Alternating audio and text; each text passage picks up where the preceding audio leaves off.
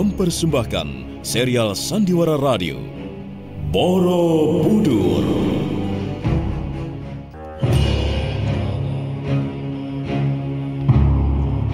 Di tanah Jawa, di saat kerajaan Mataram kokoh berdiri, setindak demi setindak, perlahan namun pasti, berdiri megah sebuah bangunan suci. Borobudur. Diangkat dalam serial Sandiwara Radio dalam kisah Cahaya Gaib di Bukit Keramat.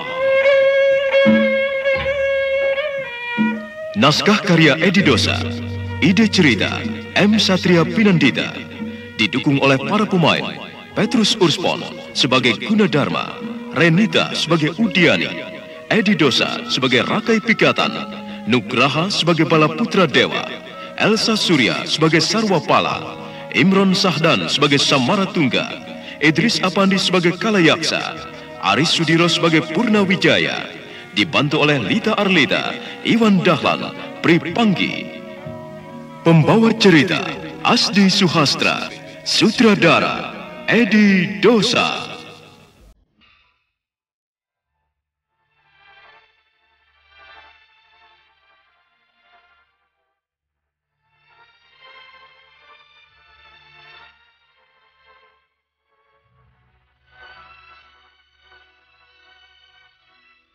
Kisah yang lalu, Kalayaksa menceritakan sejarah Pangeran Udata mendapatkan Nyi Gendrik. Namun sekarang Udata sudah bosan dengan kegenitan Nyi Gendrik itu. Sedangkan Kalayaksa membuat rencana untuk memancing Raden Purnawijaya agar bergabung dengan pihak Balaputra Dewa. Karena hampir semua pembesar Kedaton mengetahui bahwa Purnawijaya seorang lelaki pemburu wanita cantik. Nah, bagaimana kisah selanjutnya? Silakan mengikutinya dalam seri yang ke-18 ini.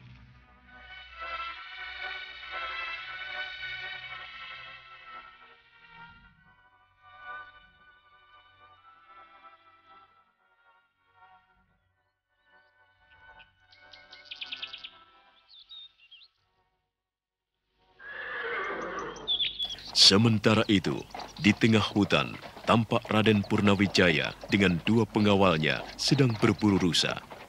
Kali ini mereka bertiga tidak menggunakan pakaian dinas. Mereka berpakaian biasa, seperti layaknya orang yang sedang berburu. Raden Purnawijaya tidak begitu gembira. Kita sudah 2 hari berburu, Raden. Kalau kita tidak pulang, apa kita tidak kena marah Gusti Maharaja Rakai Pikatan? Sebenarnya akhir-akhir ini, aku kurang suka berada di lingkungan Kedaton. Kenapa, Raden? Kelihatannya Maharaja Rakai Pikatan mau menyingkirkan aku sebagai Senopati Mataram. Rupanya semua jabatan penting akan dilimpahkan kepada orang-orang Partapan. Kalau begitu, pendapat Pangeran Balaputra Dewa ada benarnya. Bahwa Gusti Maharaja Rakai Pikatan akan membersihkan orang-orang dari Wangsa Selendra, dari kekuasaan di Mataram, Raden. Tetapi, di pihak lain aku berharap Gusti Ratu Pramodawardhani akan membela aku. Karena Nayaka dari Wangsa Selendra hanya tinggal beberapa orang saja. Saya percaya Gusti Ratu akan membantu, Raden. Raden, lihat. Di sebelah sana itu ada rusa, Raden. Lihatlah. Ayo kita kejar. Iya.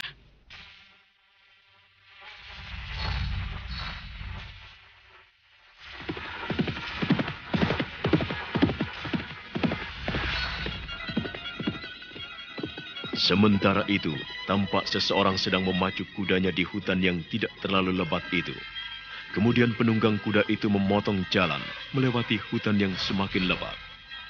Sementara Udata sedang duduk memangku Nyi Gendrik di bawah sebuah pohon yang rindang. Di sampingnya berdiri seorang lelaki kekar berwajah sangar. Sebentar lagi mereka akan lewat daerah sini, Pangeran. Bagus. Berapa orang mereka? Beliau dikawal oleh 2 pengawal, Pangeran. Baiklah. Laksanakan semuanya sesuai rencana. Sekarang bersembunyi. Baik, Pangeran. Gendrik, lakukan tugasmu dengan baik. Iya. Begitu berhasil langsung bawa mereka ke rumah Nyi Lempat. Baik, Kakang. Tetapi Kakang rela bukan? Kalau aku melakukan hal ini? Aku rela karena ini juga menyangkut kepentingan Pangeran Balaputra Dewa. Tetapi terus terang, dengan pakaian compang-camping seperti ini, Nini kelihatan lebih menggairahkan. Ah, Kakang. Dan kamu, Blentrang, sudah siap? Siap, Pangeran. Nah, semakin kamu garang dan kasar, semakin bagus. Jangan sampai gagal permainan ini. Saya tidak akan mengecewakan Pangeran. Nah, aku kira mereka datang. Siapkan air matamu ini. Aku akan bersembunyi.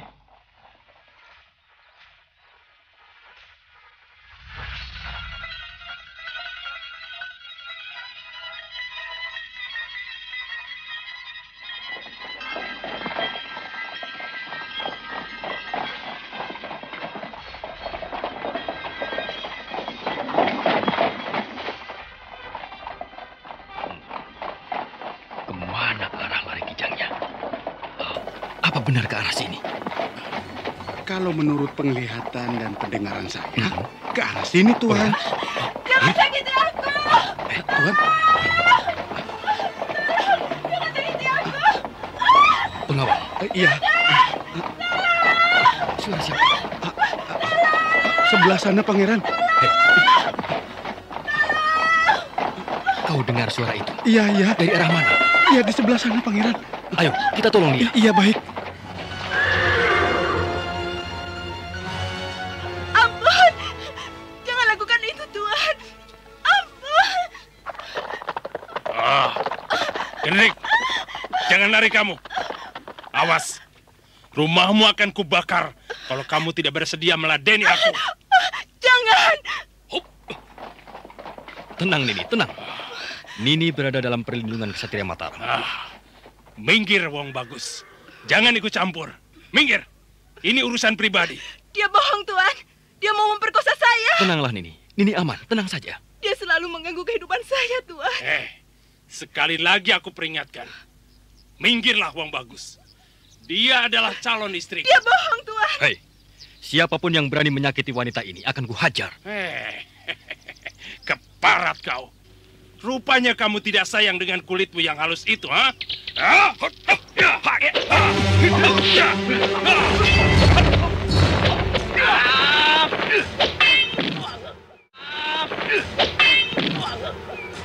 Blentrang, lelaki kasar yang akan memperkosa Nyi Gendrik itu, langsung menyerang Purnawijaya dengan goloknya. Namun tendangan Purnawijaya lebih cepat, bersarang di pinggang Blentrang, sehingga membuat Blentrang terhuyung. Hal itu tidak membuat jerah, tetapi justru menambah amarahnya. Sedangkan Purnawijaya mengambil cemetinya.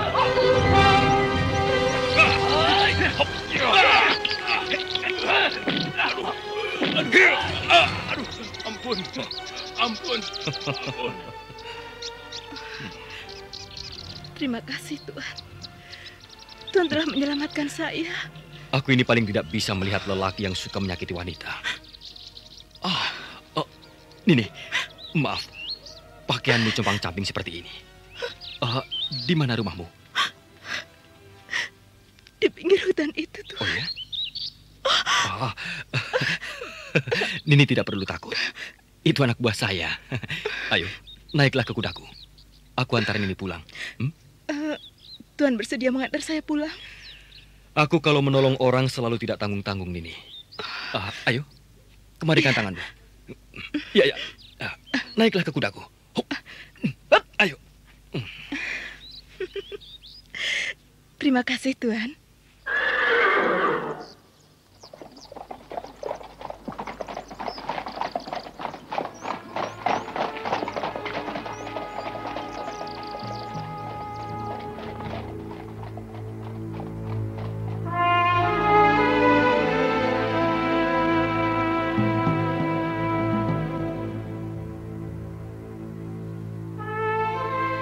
Nyi Gendrik duduk dengan manis di depan Purnawijaya, yang dalam goncangan jalannya kuda, sesekali mereka nyaris berpelukan. Purnawijaya mulai bertingkah sedikit genit, karena tubuh Nyi Gendrik memang sekel, berisi dan menggiurkan. Nyi Gendrik berpura-pura tidak berani melihat wajah Purnawijaya. Hanya tubuhnya ia senderkan ke dada Purnawijaya. Purnawijaya sebagai pemuda yang berpengalaman, dia tahu bahwa wanita yang satu ini tidak perlu ditaklukkan karena rupanya dia sudah menaklukkan dirinya sendiri.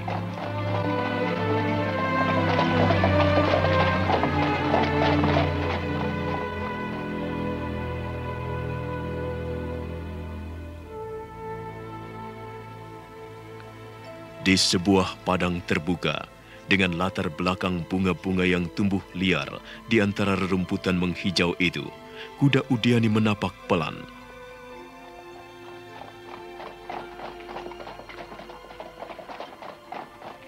Udiani yang masih menyamar sebagai Paksihan itu kelihatan sangat letih dan kumal. Dia membiarkan tubuhnya terangguk-angguk oleh jalan kudanya. Wajah Paksihan itu dengan selarik kumis tipis palsu itu tampak berkeringat. Bibirnya kering karena haus. Apa yang kau cari, Nini Udi? Perjalananmu yang kau tempuh ini adalah kesia-siaan. Karena hal itu kau lakukan hanya menuruti kebimbangan hatimu. Seandainya kau bisa tegas menentukan pilihanmu, maka saat ini kau sedang memetik kebahagiaan bersama Wong Agung dari Mataram itu.